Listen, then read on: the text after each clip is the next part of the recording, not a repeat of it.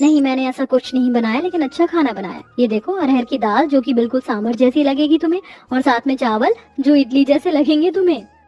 ऐसा कहते हुए छोटी देवरानी वो खाना नीचे गिरा देती है। जेठानी जी, आपने ये क्या बकवास खाना दे रही हो? रोज रोज सुबह शाम दाल चावल दाल चावल दाल चावल। दाल चावल की खेती करी है क्या आपने, जो मुझे यही खिलाती रहती हो? अरे कभी तो momos, burger, spring roll, chilli potato, chole bhature, samosa बना दिया करो। मैं फास्ट फूड की दीवानी हूँ। लेकिन मजाल है आपने एक बार भी संडे को ये खाना बनाया हो। लेकिन मुझे पता है आप गरीब हो, जेठ जी आपको इतने पैसे देते नहीं है, जब ही तो आप ये गरीब और मरीज का खाना बनाती हो। बहू, ये तूने क्या किया? ऐसे खाने का अपमान नहीं करते। हाँ बहू, बेचारी कितनी मेहनत से खाना बनाती है। रश्मि, तुमने ठीक कहा कि तुम्हारे जेठ जी मुझे ज्यादा पैसे नहीं देते। जितना भी है वो उसी में घर चलाने की कोशिश करते हैं। बस इसीलिए मैं भी रसोई चलाने के लिए दाल चावल खिलाती हूँ, और इसमें कोई बुरा ही तो नहीं है। हाँ, माना कि कभी कभी अच्छा खाना भी खाना चाहिए, लेकिन तुमसे मैंने एक बार राशन में पैसे मिलाने की बात की थी तो तुमने साफ इनकार कर दिया था कि हम घर का खर्च नहीं उठाएंगे, बस बिजली का बिल भरेंगे। तो मैं क्या ही करूँ, इसलिए जितना होता है ये उतना करते हैं। बस करो जेठानी जी यार, आप तो मगरमच्छ के आंसू लेकर मेरे सामने नाटक करने लगती हैं। लेकिन ये नाटक अब मेरे आगे और नहीं चलेगा। माँ जी, पापा जी, आप दोनों हम दोनों को अलग कर दीजिए, एक तरह का बंटवारा। बहू, तूने सोच भी कैसे लिया कि हम दोनों के जीते जी तुम दोनों बहू बेटे अलग रहोगे? ये कैसा बंटवारा है जो खाने के पीछे हो रहा है? हम तुम दोनों से अलग नहीं रह सकते। पापा जी, इतना इमोशनल होने की कोई जरूरत नहीं है। बंटवारा होगा, लेकिन इस घर में सिर्फ खाने पीने का नहीं, सुबह का खाना मैं बनाऊंगी जो कि फास्ट फूड वाला होगा, और मैं आपको अमीर खाना खिलाऊंगी। और आपकी ये गरीब बहू आपको शाम को गरीब दाल चावल खिला देगी। आपकी तमन्ना पूरी हो जाएगी दाल चावल खाने की, क्योंकि मैं जानती हूँ आपको आदत हो गई है। घर में रहेंगे, लेकिन मेरा खर्चा मैं उठाऊंगी, और वो अपने खाने का दाल चावल का खर्चा खुद उठाएंगी। रश्मि, हम दोनों तो बहनें जैसी हैं, फिर तुम ऐसा सुलूक क्यों कर रही हो? बंटवारा करना ही क्यों है? जेठानी जी, आपको एक बात समझ नहीं आती क्या? अगर ऐसा है तो मैं यहाँ से अपने पति के साथ हमेशा के लिए चली जाऊंगी, क्योंकि एक बोरिंग खाना तो मैं नहीं खाऊंगी। नहीं बहू, ऐसा ऐसा मत कर, हम भी परेशान हो गए ये खाना खाकर। अब हम तेरा पसंदीदा फास्ट फूड खाएंगे। ठीक है माँ जी, जैसा आप और रश्मि चाहते हैं वैसा ही होगा। हम आपको शाम का खाना खिलाया करेंगे। अब बड़े जेठ और जेठानी रोते हुए अपना बनाया हुआ खाना अकेले ही खाने लगते हैं, जिसके बाद देवरानी सबके लिए फास्ट फूड वाला ऑर्डर करके मंगवाती है। अरे वाह बहू, ये क्या था? मोमोज? मैंने पहली बार खाया है, बहुत अच्छा लगा। देखा पापा जी, मैंने कहा था ना आपको अच्छा लगेगा। अब देखना मैं रोज क्या क्या मंगवाऊंगी।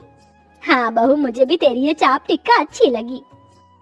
जिसके बाद देवरानी रोज रोज पूरे परिवार के खाना न बनाकर फास्ट फूड मंगवाने लगी, और दूसरी तरफ उसकी जेठानी गरीबी के चलते रोज रोज सादा दाल चावल बनाकर शाम का खाना परिवार को खिलाती। भाभी, ये दाल चावल तो कल भी बनाई थी आपने, और आज भी। हाँ, वो घर में मसूर उड़द की दाल खत्म हो गई थी तो मैंने चने की दाल ही बना दी। सच में आपको तो ऐसा लगता है आपका गरीब खाना जो कि दाल चावल है उसे खाकर मैं बीमार ना पड़ जाऊं? आपसे अच्छी तो अमीर भाभी हैं, कम से कम अलग अलग तरह का अच्छा अच्छा खाना तो खिलाती हैं। कभी छोले भटूरे, छोले कुलचे, पाव भाजी, समोसे। आपके खाने से तो मेरा मन उब गया है। बिल्कुल सही बोला बेटा तूने। बहू, तू थोड़ा अलग अलग दाल बनाया कर रोज, समझी? अपने परिवार की ऐसी कड़वी कड़वी बातें सुनकर उन दोनों बेटे बहू को बहुत बुरा लग रहा था। विजय दिन रात फैक्ट्री में मेहनत करके अपने परिवार अच्छा खाना खिलाने की सोचता है, पर उसके पास इतने पैसे नहीं रहते। उधर दूसरी तरफ उसकी देवरानी रोज महंगा खाना ऑर्डर करके मंगवाती है, पर धीरे धीरे उसके खाने से भी पूरा परिवार ऊब चुका था। उनकी तबीयत खराब रहने लगती है। ये देख बड़े बेटे बहू को बहुत बुरा लगता है। चलिए आ जाइए सब, आज मैंने चिली पोटैटो मंचूरियन मंगाए हैं, वो खाएंगे। नहीं बहू, अब मैं तेरी ये फास्ट फूड वाली चीजें और नहीं खा सकता। मेरे को उल्टी जैसा लगता है, रात में नींद नहीं आती है, जलन होती है मेरी छाती में। हाँ बहू, मैं भी नहीं खाऊंगी। पता नहीं कल तूने कैसा खाना मंगवाया था, मुझे तो घबराहट सी हो रही थी और खाने में से बदबू आ रही थी, इतना सारा तेल था। मुझे लगता है बाहर वाले लोग गंदे तरीके से पुराने तेल में खाना बनाकर खिलाते हैं। पता नहीं तू खाना क्यों नहीं बनाती है, तेरे से तो अच्छा हम बड़ी बहू के हाथ का सादा दाल चावल खा लें। इतने दिन से हम उसके खाने से बीमार तो नहीं पड़ रहे थे और अच्छा भी लगता है, लेकिन तेरा बाहर का खाना खाकर अब हजम नहीं होता। हाँ भाभी, आप रोज रोज बाहर का मंगाते हो, मुझे भी एसिडिटी हो रही है। मैं तो दाल चावल में ही खुश हूँ, कम से कम भाभी घर में तो बनाती हैं। भाई मैंने तो सोच लिया है, अब से चाहे मुझे दोनों वक्त दाल चावल खाने पड़े, मैं बड़ी बहू के हाथ का ही खाऊंगा और मैं कोई बंटवारा नहीं मानूंगा। जैसा मन करेगा वैसा करूंगा और वैसे ही रहूंगा। मैं भी जी। बहू, हमने पहले तुझे कुछ नहीं कहा, लेकिन बड़े होने के नाते तुझे समझा रहे हैं। अब ये सब फास्ट फूड लाना बंद कर दे और घर में खाना बनाना सीख।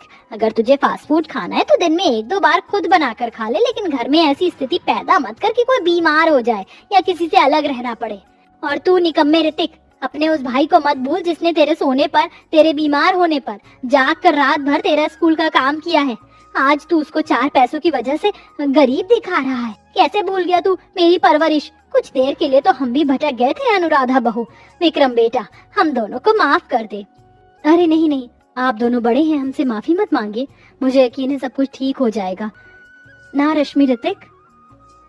सॉरी मम्मी जी, पापा जी, जेठ जी, जेठानी जी, हम दोनों ने पैसे और स्वाद के चक्कर में आप सबको हर्ट किया। We are very very sorry. अब से मैं जेठानी जी से खाना बनाना सीखूंगी और घर में ही फास्ट फूड और घर वाला खाना बनाऊंगी। बस मुझे मेरी दोनों बहुओं से यही चाहिए था कि तुम दोनों साथ में रहो। अब उस दिन के बाद दोनों देवरानी जेठानी खुशी खुशी मिलकर रहने लगती है और अब दोनों मिलकर खाना बनाती है।